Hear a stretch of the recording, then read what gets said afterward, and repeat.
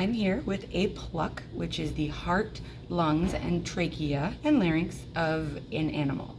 Now this heart's pretty small, so I think it's probably a sheep. One time I got a cow heart from the butcher and the heart itself was like this big. So here we have what I'll call a sheep, maybe a pig.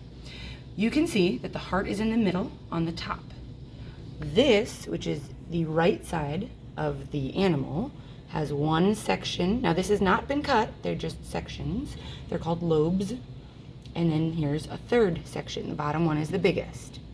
Now as I feel these, they're like kind of balloon-like. They're very squishy.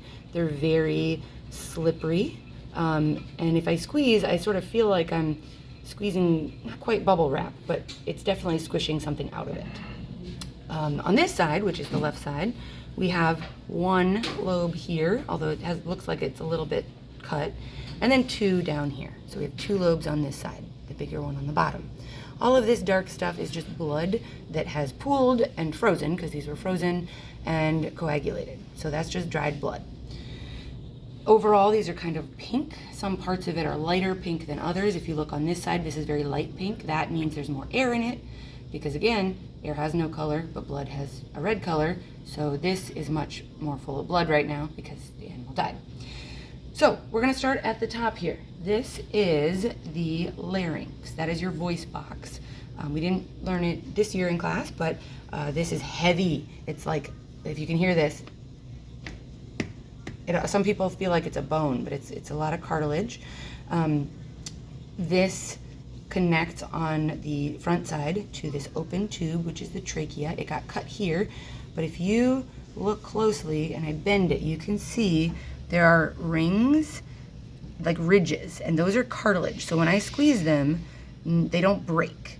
I could probably break them if I tried. And then in the back, they don't make a complete O.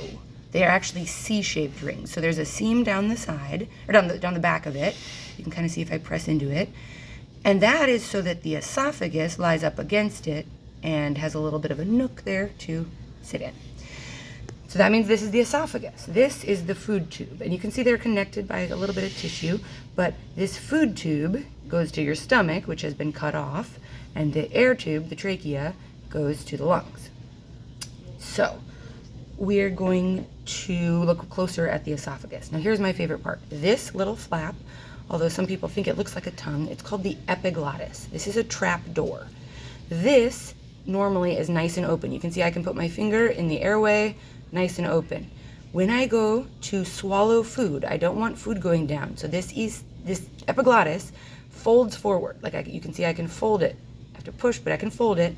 And now another tube opens. You can see the opening to the esophagus. It has a much different color. On the outside, it's more brown, red. On the inside, it's much more whitish, tan. And if you look, you can see some ridges. It is slimy. If I go into here, you can see that the tube starts stretching to match how much food I had. When I take it out, it's a little slimy. And then when there's no food in there, it collapses again. It does not have to stay open. If you've ever eaten too big of a bite, you didn't chew it enough, you can feel it sort of going all the way down as it squeezes down. If you're in class, sometimes I give you a marble. You can put a marble down here and squeeze the marble all the way down the esophagus. And then when you're done swallowing, the epiglottis opens up again and your airway is nice and open. Next up, we're gonna flip the page. Oh. All right, now we're on to the heart. Here we have the heart. It's a little bit like a V-shaped organ. The top chambers are up here. There's these little flaps on them. They're called auricles. They're just a little bit of extra room, but the atria are up here on the top. Good morning, Raider. So in the heart, the ventricles are on the bottom and the atria are on the top. Now, before we cut into it, I'll just show you the back side. Same idea, where the atria are on the top, the ventricles are on the bottom. You're gonna see that there's these lines running across. This one seems like a big one. You can tell there's some blood in there. The other giant one you've probably seen is this one down here. These are called coronary arteries.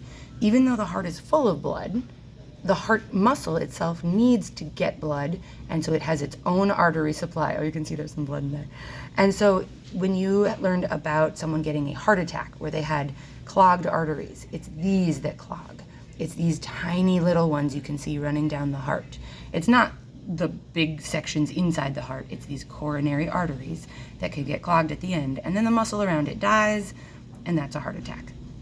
So I don't know if you can tell from here, but this is really squishy. So this is very thin because that's an atrium.